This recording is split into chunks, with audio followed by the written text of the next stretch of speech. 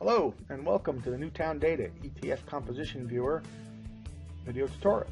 My name is Mark Provenzano with Newtown Data. And I'm going to show you everything you need to know about using the ETF Viewer. So let's get started. What you can see here is the screen that we'll land on when we log in, which is just telling us to select an ETF from the list, which we will do just so we may populate our viewer with some nice data. And here we see our first look at the ETF Viewer. ETF Viewer is basically broken up into three parts. On the far left-hand side, we have a panel that displays the trade date and the ETF list. Adjacent to that, at the top, we have our ETF header. Shows all the summary information for the ETF as a whole. And below that, we have our details grid that shows full details for all the components that make up the ETF. So let's use this ETF Viewer a little bit. Very simple to do. First thing we probably want to do is look at our date that we're viewing. Make sure we're looking at the day that we're interested in.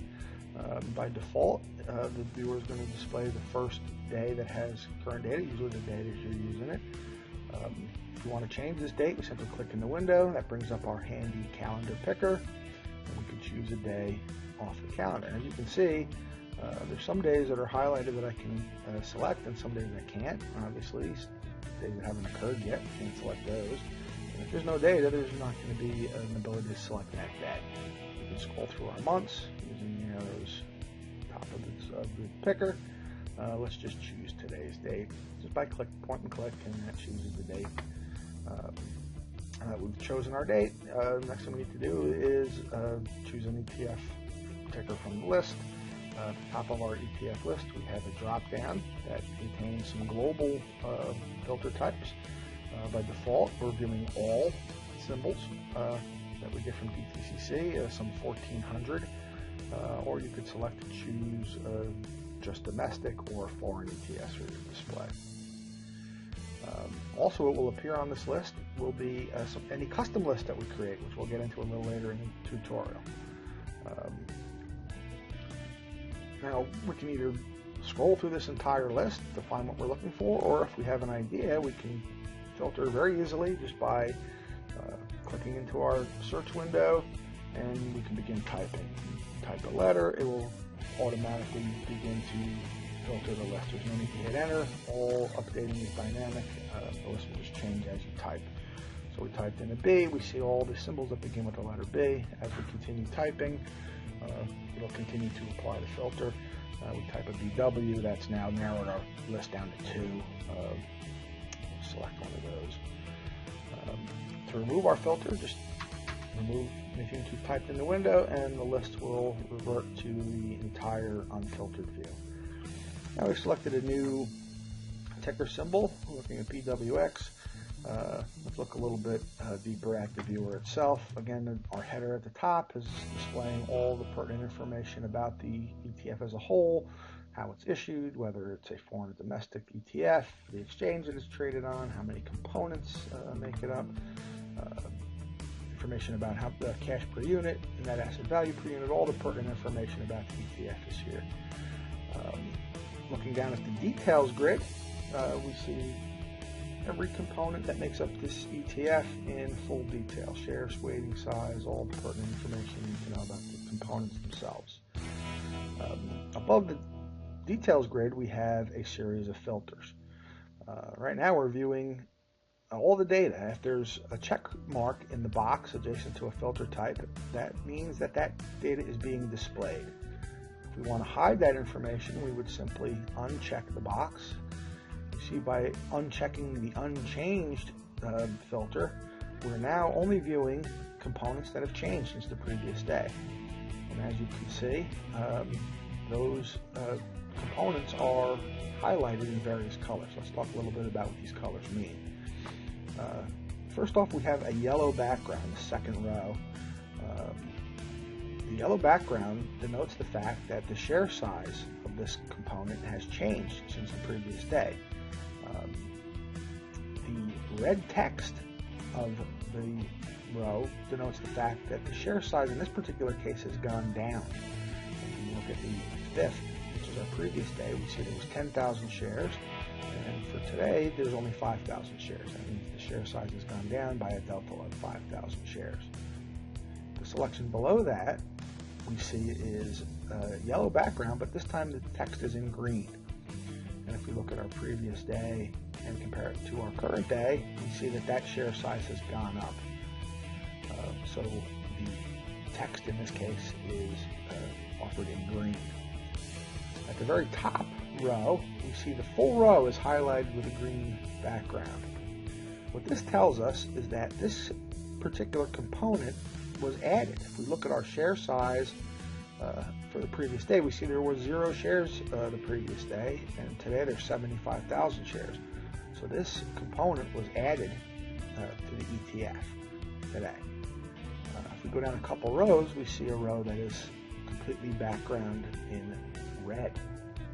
And if we look at our share size for today, we see there's 0, and yesterday was 5,000, which tells us that this component was deleted from the ETF today.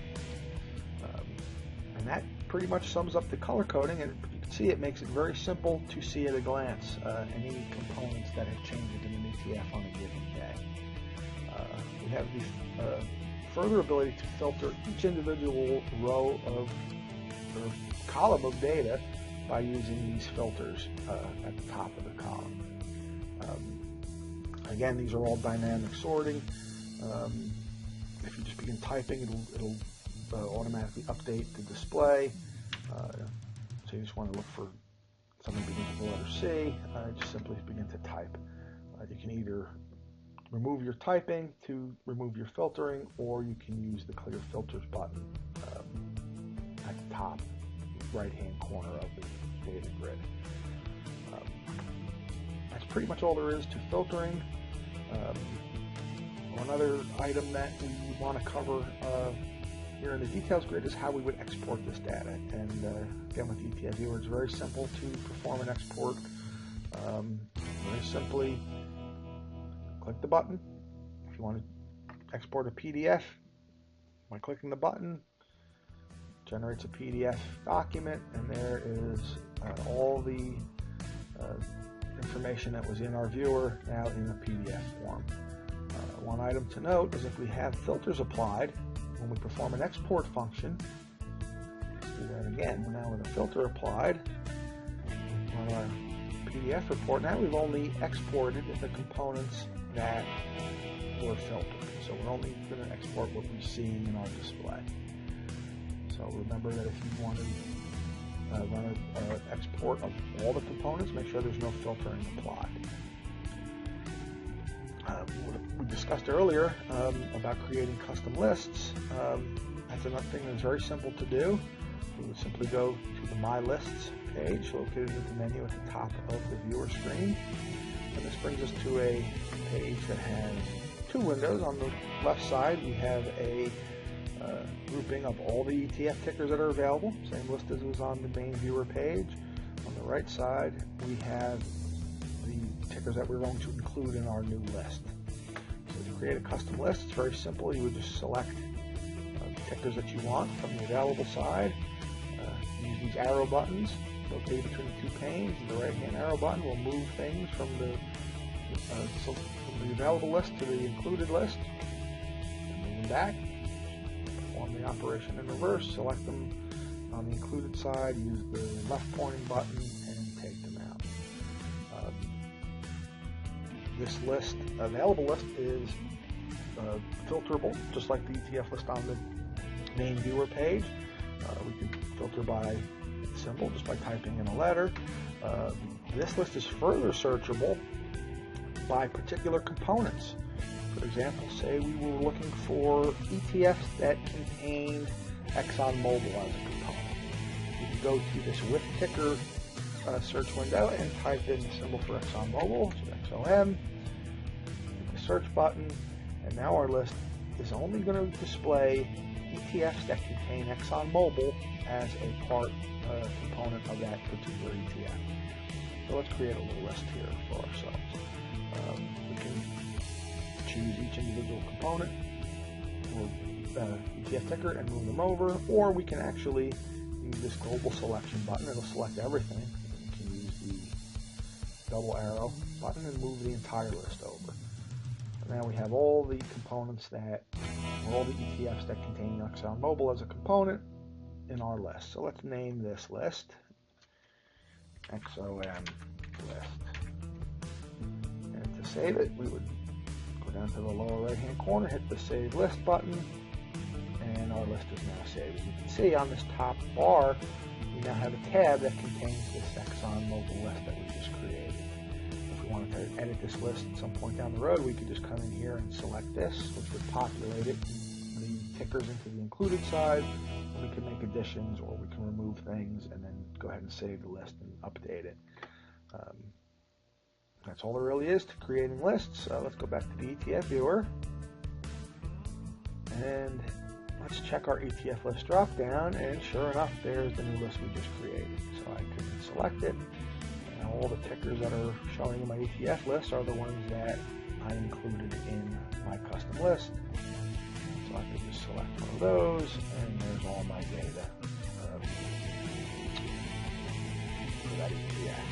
And just to make sure that it did the right thing, let's go up to our column filters and let's find XOM by typing it in, and there it is, XOM.